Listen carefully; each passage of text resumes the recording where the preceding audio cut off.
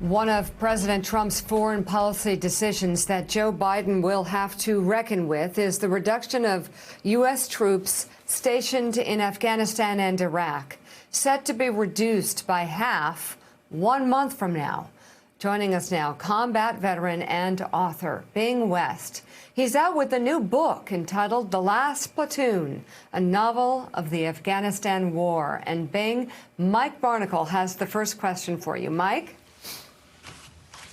Bing, you're a veteran of the United States Marine Corps, the Vietnam War. You've worked in the Defense Department. You're a very good friend of General James Mattis, helped him with his book that was released about 1.5 years ago.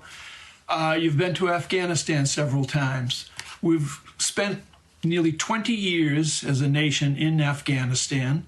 We've lost an enormous amount of blood and treasure. Enormous numbers of lives here in the United States have been altered because of our participation in Afghanistan. My question to you, is that country salvageable?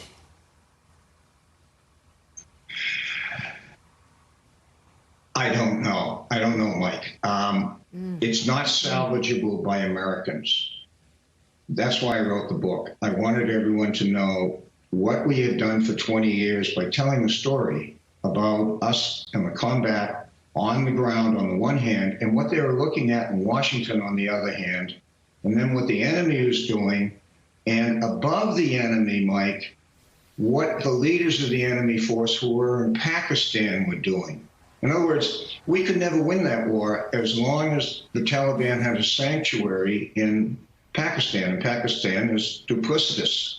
So the only way we could have won is if we stayed like we did in South Korea for 70 years. And if we weren't going to do that, then it was time to get our troops off that battlefield.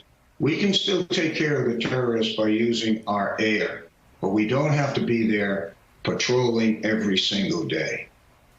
Bing, so the 2,500 troops that will remain in Afghanistan, along with about that number in Iraq as of January 15th, does that number in Afghanistan strike you as sufficient to maintain the objective of not allowing Afghanistan to become a hotbed for terrorists to attack the United States? Does that feel like a good number?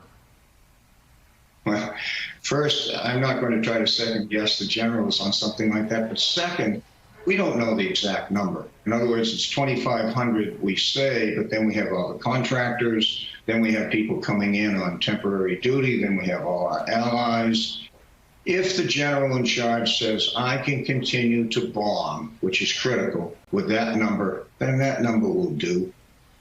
Thanks for checking out MSNBC on YouTube, and make sure you subscribe to stay up to date on the day's biggest stories. And you can click on any of the videos around us to watch more from Morning Joe and MSNBC. Thanks so much for watching.